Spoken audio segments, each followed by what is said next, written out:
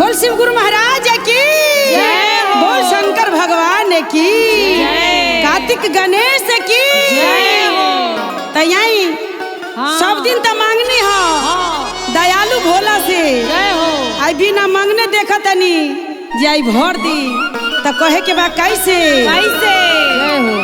अरे अपने गुरु से क्या मांगू, अपने गुरु बारे से क्या मांगू, बिना मांगे ही सब कुछ मिल गया हो, बिना मांगे ही सब मिल गया, बिना मांगे ही सब कुछ मिल गया, बिना मांगे ही सब कुछ। अपने गुरु से क्या मांगू मैं, अपने गुरु से क्या मांगू, बिना मांगे ही सब कुछ मिल गया, बिना मांगे ही सब कुछ मिल गया, बिना मांगे ही सब मिल गया। और क्या कहना है, सुबह में मंदिर के खुलल के बारी, सुबह में मंदिर के खुलल के बारी, सखी पियवा पुजारी आए हाय रे, सखी पियवा पुजारी आए हाय रे, सखी पियवा पुजारी। क्या बात है, जाहो जाहो।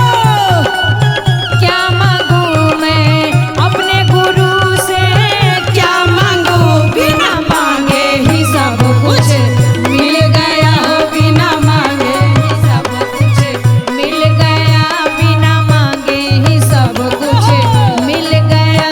और क्या कहना है, भाई मिला भतीजा मिला, हमर छोटका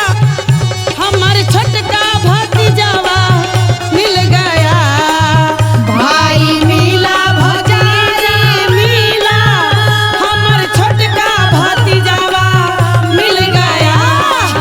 अपने गुरु से क्या मांगू मैं, अपने गुरु से क्या मांगू, बिना मांगे ही सब कुछ मिल गया, बिना मांगे ही सब कुछ मिल गया, बिना मांगे ही सब कुछ मिल गया। बोल हर हर महादेव की। गुरु से क्या मांगू, बिना मांगे ही सब कुछ मिल गया, बिना मांगे ही सब कुछ मिल गया। और क्या कहना है, सुबह में मंदिर के खुलल के बारी, सुबह में मंदिर के खुलल के बारी, सखी पियवा दुलारी आय हाय रे, सखी पियवा पुजारी आय हाय रे, सखी पियवा पुजारी आय हाय रे। और क्या कहना है,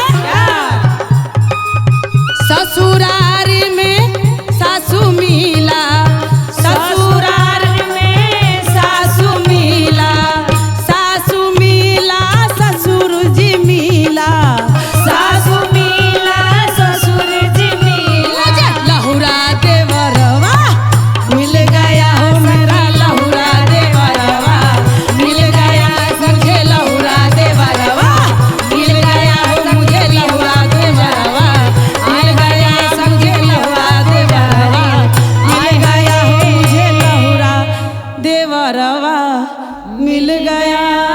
बोल सच दरबार की।